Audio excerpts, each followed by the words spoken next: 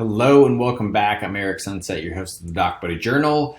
This is episode 39 being recorded on Tuesday, October 10th, and we're back. We're back after missing you last week. It ended up being a very short week for me due to travel. We're proud to have supported the New York State Association of Ambulatory Surgery Centers, better known as NYSAASC, where I was personally an exhibitor at the show. We also had team members in Minnesota at the Minnesota ASC event called NYSAASC. New York was great, met a lot of great attendees. We bumped into some friends over at HST Pathways, among many other great vendors and partners and folks that support the show and make everything happen there. Gotta say, the NYSAASC does a great job with their events. One of the highlights for me was the dinner that they hosted on Thursday evening. They had a very small, sort of perfect amount of time, award ceremony, great speakers, it was a great reception, and overall just a fantastic event. We can't wait to go back. Thank you in particular to Giovanna for making sure we had everything that we needed. And then to put a bow on that point, for everyone that stopped by the DocBuddy booth, thanks for your time. We'll be in touch with you very soon to get you what you need. And now, looking ahead to the end of this week, we'll actually be supporting the Bone Society of Florida, which is part of the Florida Orthopedic Society, or FOS, at their conference being held in West Palm Beach this Thursday and Friday. So we're obviously looking forward to showing off our OpNote solution for all of the procedures that happen at surgery centers that these orthopedists will be doing. We'll also be happy to give you a look at our clinic and on-call based solutions as well. So I hope to see you there if you're a Florida-based orthopod, if you're an administrator for an orthopedic group, or otherwise affiliated with an orthopedic practice in the state of Florida. And we have covered a lot of ground to date on the DocBuddy Journal, from physician burnout to workflows to the availability of physicians and the fact that they're retiring early, as well as nurses for that matter, and our lack of nurses in the healthcare ecosystem. But we wanted to spread the love around a little bit because we haven't talked a ton about anesthesiologists or anesthesia providers, be they a doctor or CRNA or otherwise. We wanted to share some interesting data from Sullivan Cotter's 22 and 23 Physician Compensation and Productivity Report. But there's good news if you're an anesthesiologist, and that's that your pay jumped 10% in this period, year over year, and that raised your median wage to about $478,000 per year. When you look at all of the specialties that experienced an increase in pay, according to the Sullivan Cotter report, the big winner year over year, though, were the hospitalist, internal medicine folks. They got a 14% increase in median pay to just about $325,000 a year. So that's great. You love to see that physician compensation is improving. Not everybody got the same type of an increase or an increase at all around their median pay, which is what the report was showing us.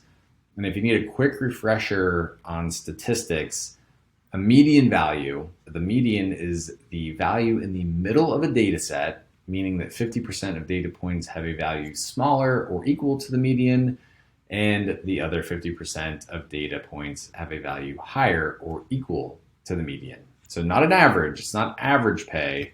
That works a little bit differently. There's a little bit of math that happens in calculating an average. This is just the middle data point, the point in the middle.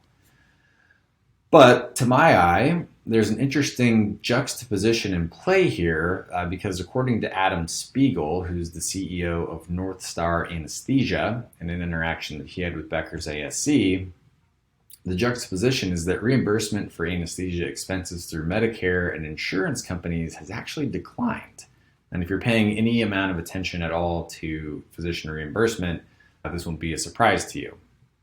To put it in high-level terms, and this is a quote from Mr. Spiegel, to put it in high-level terms, we've seen about a 20% increase in cost over the last couple of years for anesthesia providers, but we've seen a decrease from payers, if you combine Medicare and other payers, by 5 to 7%.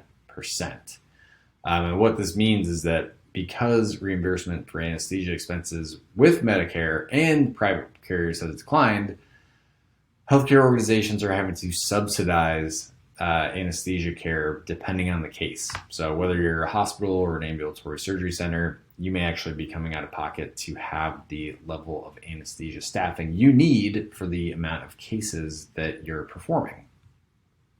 So Mr. Spiegel continues, additionally, the current shift toward care team models also affects employment and compensation for anesthesiologists and CRNAs, with certified nurses being able to perform as anesthetists in many states. It's becoming more cost effective to hire multiple CRNAs as opposed to multiple anesthesiologists. And he goes on. Now, what's interesting is that hasn't slowed down the need for more anesthesiologists, because I think overall the pie is growing. So anesthesiologists probably aren't growing at the same rate as CRNAs in terms of demand, but the current demand way exceeds the number of anesthesiologists now or that are coming out of training. You've heard that here before. The lack of physicians, the outright shortage of physicians that we're going to be faced with nationally in the next handful of years, hopefully it can stretch out to the 2030s. It doesn't seem like that's going to be the case. Anesthesiologists are physicians as well. CRNAs are providers as well. So when you see these trends around burnout and trends around retiring early from your practice or choosing to not enter medicine at all, it's not limited to just your primary care types or your orthopedics or any of your other sort of traditional doctors providing care, surgical or not, specialty or not. Anesthesiology is experiencing the same shortage. And this is, again, not going to be news to anybody that's following the story very closely here, but Mr. Spiegel rightly points out that the number of anesthesiologists in demand way outstrips the number of anesthesiologists that are actually able to deliver anesthesia care. So to go back to our juxtaposition, we said earlier that median pay for anesthesiologists is up 10% year over year, but when you look at the macro picture, the simple supply and demand curve here will tell you that if there are, far fewer anesthesiologists available to deliver care than are actually needed, the price for that care is going to increase. You're going to have to wait longer. You may not be able to get it when you want it. So to me, it's interesting that median pay has increased only 10% based on the outright shortage of anesthesiologists in the market. And we talked earlier about some of the events we've recently attended, and we've been all over the country this year, literally coast to coast, now that we've checked New York off the list.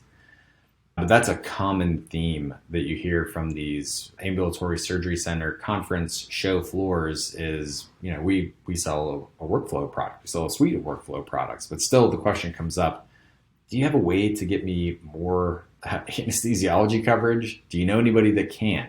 If you know any anesthesiologists looking, can you point them to me?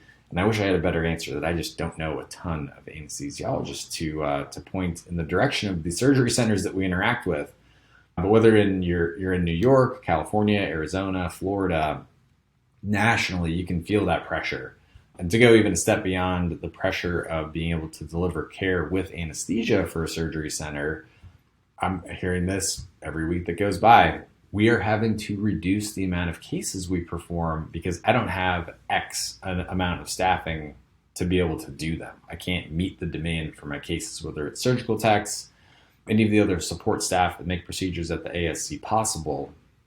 I don't hear so much that there's a lack of surgeons to perform the cases.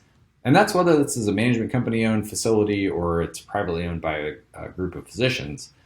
I'm not hearing that. However, the lack of surgical techs, the lack of anesthesia is making a tough financial situation even tougher for surgery centers because they just don't have the manpower or the woman power needed to perform the procedures that are on their schedule. So they're having to move people down through the calendar to a later date where hopefully there will be better staffing or they have a thinner caseload for a given day.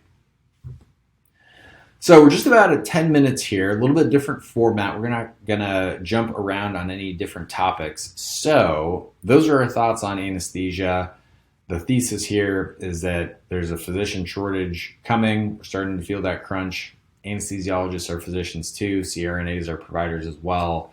And this lack of anesthesia and the outright lack of physicians that we're going to face in the coming years is going to mean waiting much longer for care. You may not be able to get it where you need it.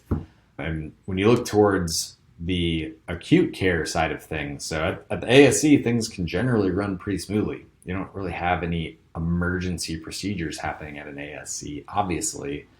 So you're able to plan your staffing for anesthesiologists. You're able to treat that sort of as a little bit more of a business. I need it on this day, come in this day, you get paid for this day, etc. Whereas on the acute care side of things, when you're thinking about the hospital emergency department, well, you hopefully don't have any patients coming in with critical trauma care type needs, like, gunshot wounds, car accidents, the really bad stuff out there. Hopefully you don't see it, but you can't not have anesthesia available if you do get it, right? And what I'm getting at here is the cost structure of healthcare facilities and emergency departments needing to keep anesthesiologists on hand means that they have an outright cost center if they're not delivering that care, right? You can't have an emergency room without any anesthesia services available. Not a very good one anyway. Not one I would want to visit. So with all that, we're going to wrap up this episode. Thank you for listening on behalf of the entire DocBuddy team. If you are a Florida-based orthopedic practice, we hope to see you at the Bone Society of Florida at the Hilton West Palm this week. We'll give you a look at OpNote. It'll be a way to keep the orthopedists in your life happy. They'll be able to generate op reports instantly from the point of care using their iPhone or Android device. That's phone or tablet. Happy to give you a look at our enterprise solutions as well, which help drive efficiencies at the practice and keep your docs out of their EHR. That'll make them very happy. And even looking at products related to their work on call at the variety of facilities at which they are credentialed and privileged. So, as always, thank you for listening to the DocBuddy Journal. To learn more about DocBuddy, please visit DocBuddy.com. We'll be happy to set up a completely customized demonstration for you at a time that's convenient for you. Until next time, be sure you're subscribed on Apple Podcasts, Spotify, and YouTube, and we'll catch you again next week. Thanks, everybody. Take care.